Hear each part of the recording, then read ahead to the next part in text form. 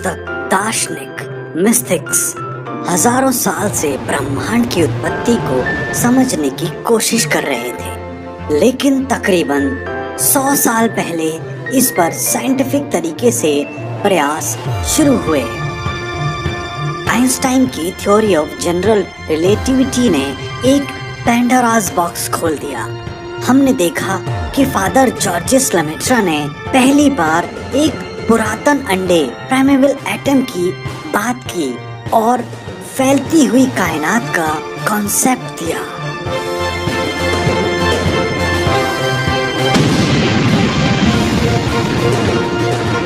George गैमोव ने ब्रह्मांड की शुरुआत में हुई एक गूंज की भविष्यवाणी की। इन विचारों का जन्म अब तक मैथमेटिक्स की कोख से हुआ था।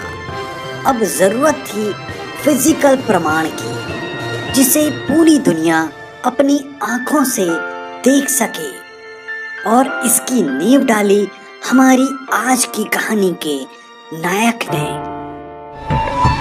किस्मत हबल को कैलिफोर्निया के माउंट विल्सन में स्थित उस जमाने के सबसे बड़े टेलीस्कोप के पास ले गई। जिस दौरान जॉर्जेस लेमेट्रा ने फैलते हुए ब्रह्मांड की बात की थी, उसी दौरान हबल ने टेलीस्कोप से एक अजीब सी बात गौर की। उसने देखा जो दूर के तारामंडल थे वो हमसे और दूर जा रहे थे, और उनकी दूरी जितनी ज्यादा थी उनकी गति भी उतनी ही ज्यादा थी।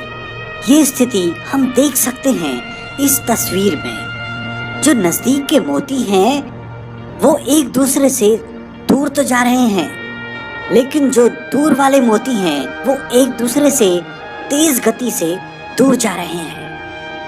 ये बात बस एक चीज की तरफ इशारा कर रही थी कि कायनात सचमुच में फैल रही थी। फिर भी इस दौरान हबल के पास इतने अच्छे टेलीस्कोप्स नहीं थे कि वो एक मजबूत दावा पेश कर सके अपनी बात को सिद्ध करने के लिए। इस समय तक कोई भी थ्योरी सिद्ध नहीं हो पाई थी, लेकिन जॉर्ज गैमोव और फ्रेड हॉयल के बीच बड़े झगड़े हुए। गैमोव उससे ऐसे सवाल पूछता जिसका जवाब हॉयल के पास नहीं होता। समय ऐसे ही बीतता गया और ये बात 1948 तक पहुंच गई। इस दौरान कुछ ऐसा हुआ कि द्रोणाचार्य को अर्जुन मिल गया, या ऐसा कहें कि गैमोव को राल्फ ऑल्फर नाम का एक स्टूडेंट मिल गया। ये एक जोरदार मैथमेटिशियन था। इन दोनों ने मिलकर एक भविष्यवाणी की। इन्होंने कहा कि करोड़ों सालों पहले हुई ब्रह्मांड की उत्पत्ति यानी बिग बैंग की गूंज आज भी कहीं होगी। भले ही इसकी शक्ल सूरत बदल गई हो, लेकिन अगर ढूंढा जाए तो ये मिल जाएगी। कई सालों तक इसको ढूंढने का प्रयास चलता रहा। जो लोग इसे ढूंढ रहे थे उनमें एक था रॉबर्ट डिकी और उनके कुछ स्टूडेंट्स। उनके पास जो मशीन्स थी वो इतनी सेंसिटिव नहीं थी कि इसे ढूंढा जा सके। और इसी बीच एक मजेदार घटना ये घटी कि दो इंजीनियर्स पेंजियास और विल्सन, जो बेल लैब्स के लिए काम कर रहे थे, इन्होंने अपनी कंपनी के काम के लिए एक बहुत बड़ा एंटीना बनाया था। ये एंटीना उस हिसाब से काम नहीं कर रहा था जो वो एक्सपेक्ट कर रहे थे। इसमें एक अजीब सी नॉइज, खरखराहट या झरझराहट की आवाज आ रही थी। इन्हें लगा कि ये दूर न्यूयॉर्क शहर से आवाज आ रही है। उन्होंने इसे न्यूयॉर्क की दिशा से घुमा के एक दूसरी दिशा में कर दिया। आवाज फिर भी आ रही थी। इसके बाद इन्होंने पूरे एंटीने की सफाई की। इन्होंने देखा कि अंदर कबूतर और उनकी कुछ गंदगी है। उन्हें अपनी घरघराहट का कारण मिल गया। उन्होंने इस एंटीने को पूरी तरह से साफ किया। जब फिर से उन्होंने उसे चेक किया तो देखा कि आवाज अभी भी आ रही थी। इन्होंने हर चीज कर ली, सारी कोशिशें कर ली। जिस तरफ भी एंटीना को घुमाते आवाज उस तरफ से ही आती। इस आवाज ने इन्हें पागल सा कर दिया था। ऐसा लग रहा था मानो कायनात हर दिशा से चीख चीख कर आवाज दे रही हो। बिग बैंग थ्योरी के मुताबिक एक ऐसा समय था जब ब्रह्मांड अकल्पनीय छोटा और उतना ही गर्म था। उस दौरान जो भी था उसका तापमान यूनिफॉर्म था, मतलब बराबर था। तापमान यानी टेम्परेचर है क्या? ये एक तरह से पार्टिकल्स की एवरेज काइनेटिक एनर्जी है। जब बिग बैंग हुआ पहले तो केवल रेडिएशंस यानी एक तरह से रोशनी थी।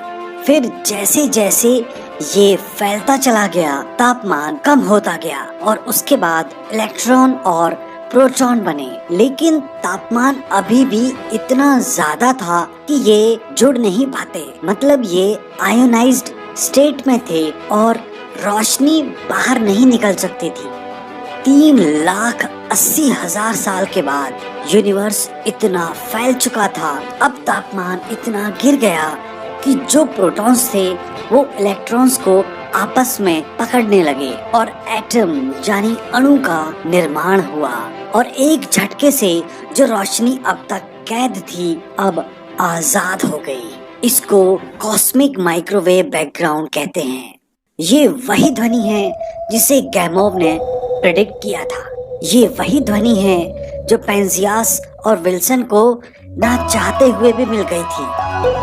इन बातों को और प्रमाणित करने के लिए नासा ने इसके बाद एक पर एक बड़े सैटेलाइट्स भेजे। इनमें पहला था कोब, कॉस्मिक माइक्रोवेव बैकग्राउंड एक्सपीडिशन। इसके हेड थे जॉर्ज स्मूट और जॉन मैथर। 5 साल काम करने के बाद कोब ने अपने रिजल्ट्स नासा को भेजे, जो कि एक डिटेल्ड थर्मल मैप था।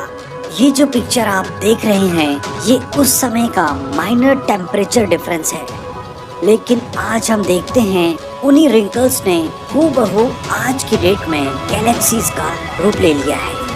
किसी भी थ्योरी को प्रूव करने के लिए इससे बड़ा प्रूफ मिलना मुश्किल था।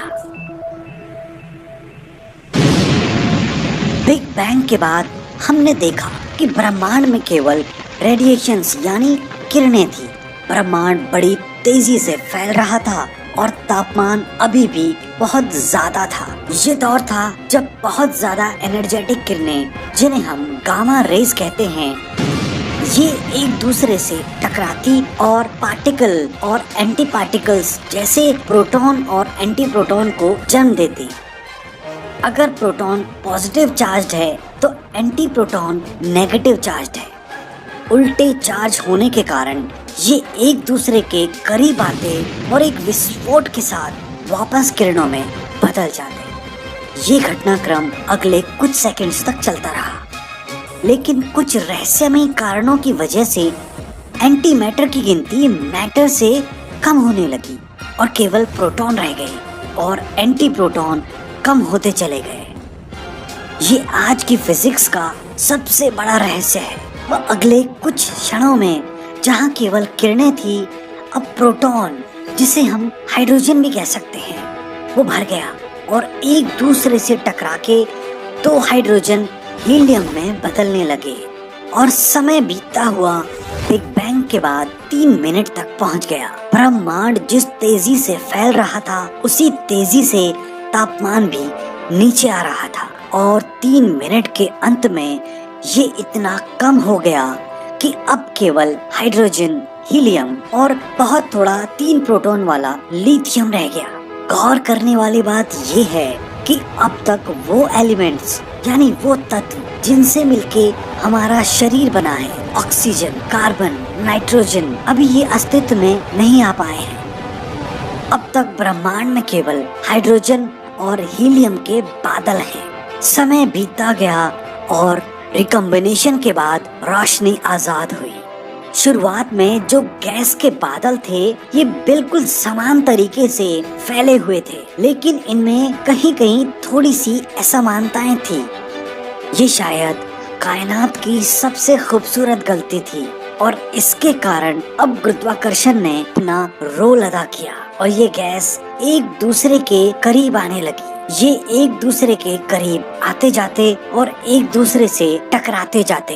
एक दूसरे से टकराने के कारण जो न्यूक्लियर रिएक्शन होते गए उसकी वजह से दूसरे एलिमेंट्स बनने लगे और इस तरह तारों का निर्माण शुरू हुआ और बिल्कुल एक समान यूनिवर्स की तरफ से हम तारों और तारामंडलों के एक स्ट्रक्चर की तरफ बढ़ने लगे। अपने पूरे जीवन भर ये तारे अपना ईंधन जलाकर नई धातुएं बनाते हैं और साथ साथ रोशनी के रूप में एनर्जी को बाहर फेंकते हैं।